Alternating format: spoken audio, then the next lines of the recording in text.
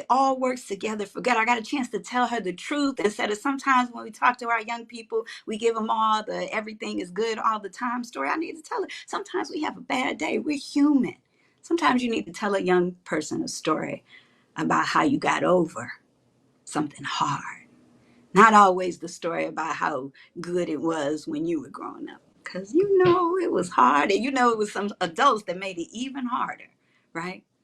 And then even one time, LaDonna, Talia's mom, Tania's daughter came in. She took foundations with me. Somebody look back at somebody and tell them again, the family that prays together stays together. Because we know that spirit of Sister Geneva lives on within every single one of us who was touched by her life. That was a ministry. It was a ministry to me and to so many of you. So Juanita came back. She started a little social group, but as soon as racial violence broke out in the city of Baltimore, her and her young people got organized. And there was someone, the executive secretary of the NAACP, we're talking about a man in high places. His name was Walter White. Some of you know his story. Walter White saw what Juanita was doing, and he said, oh, I see something in her. This is the pivotal moment for young people. This is the pivotal moment when somebody looks and they say, I see you.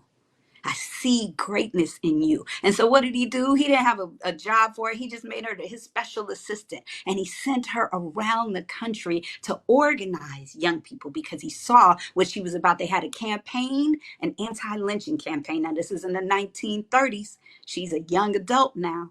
They had an anti-lynching campaign. Guess what it was called? Let Us Live. Sound familiar?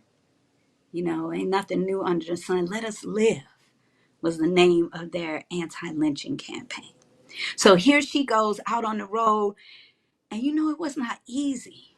Juanita had to have courage because not all the elders were really happy with this formation of youth councils that she was doing, because some of these youth were saying, hey, some of these things that you're doing in these NAACP chapters aren't really working for us. And some of that happens in our churches too.